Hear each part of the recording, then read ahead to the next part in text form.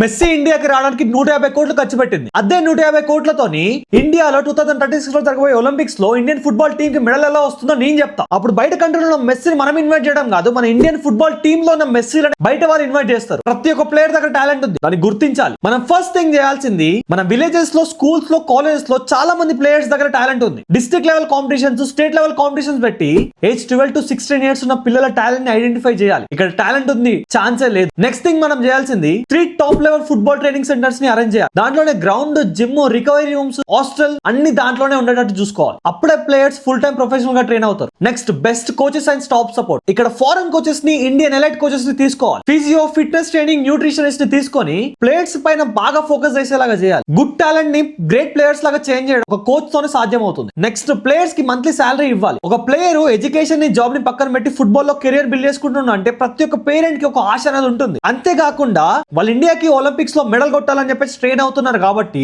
వాళ్ళు మెడల్ కొడితే ఇండియాలో ఉన్న ప్రతి ఒక్కరికి పేరు వస్తుంది. సో సెలెక్ట్ అయిన ప్రతి ఒక్క ప్లేయర్ మంత్లీ కొంచెం సాలరీ అయితే ఇవ్వాలి. ఆ సాలరీతో పాటు ఫుడ్, స్టే, ఎడ్యుకేషన్ అన్ని వాళ్ళే ఫ్రీగా ప్రొవైడ్ చేయాలి. అప్పుడు పేరెంట్స్ కూడా ఫుట్బాల్ ని కెరియర్ గా యాక్సెప్ట్ చేస్తారు. నెక్స్ట్ థింగ్ వచ్చేసి ఫారెన్ ఎక్స్పోజర్ ఉండాలి. Japan, Europe, middle east countries కి మన ఇండియన్ ఫుట్బాల్ టీమ్ ని పంపిస్తే మన వాళ్ళ సత్తా ఏంది, వాళ్ళ సత్తా ఏంది అని చెప్పేసి తెలుసుకుంటారు. దాన్ని బట్టి మనం మళ్ళీ ట్రైన్ చేయొచ్చు. స్ట్రాంగ్ ఇండియన్ యూత్ లీగ్స్ ని స్టార్ట్ చేయాలి. Under 15, under 18, under 23 strong leagues ని ప్రాపర్ గా హ్యాండిల్ చేయాలి. ఇక్కడ ఎలాంటి పొలిటిక్స్ అనేది ఇన్వాల్వ్ అవ్వదు, ఓన్లీ పర్ఫార్మెన్స్ మాత్రమే చూడాలి. మనకు కావాల్సిన బెస్ట్ ప్లేయర్స్ బిగ్ లో. నెక్స్ట్ థింగ్ మనకు స్పోర్ట్స్ అండ్ ఇంజరీ రికవరీ కావాలి. దీనికోసం కావాల్సిన ఎక్స్పర్ట్స్ మనం పిలిపించి మన ప్లేయర్స్ కోసం కష్టపడిపోయాలి. లాస్ట్ స్టెప్ లో ఒలింపిక్ ప్రిపరేషన్ క్యాంప్ అనేది కండక్ట్ చేయాలి. 2036 లో జరగబోయే ఒలింపిక్స్ కన్నా 2 years ముందు ఒక క్యాంప్ కండక్ట్ చేసి దాంట్లో నుంచి బెస్ట్ 23 ప్లేయర్స్ ని సెలెక్ట్ చేయాలి. మనకున్నదంతా ఒకటే లక్ష్యం, ఒలింపిక్స్ లో మెడల్ కొట్టాలి. ఇక్కడ ఆడేది గ్రూప్ గేమ్ అయినా సరే ప్రతి ఒక్కరు వాళ్ళ ఇండివిజువల్ పర్ఫార్మెన్స్ ని చూపించాలి. మనం బడ్జెట్ గురించి మాట్లాడుకుంటే టాలెంట్ రీసెర్చ్ కి 30 CR, ట్రైనింగ్ సెంటర్స్ కి 45 CR, కోచ్ అండ్ స్టాఫ్ కి 20 CR, player salaries 20 CR, foreign tours కి 15 CR, యూత్ లీగ్స్ కి 10 CR, స్పోర్ట్స్ సైన్స్ కి 7 CR, ఒలింపిక్ క్యాంప్స్ కి 3 CR, టోటల్ గా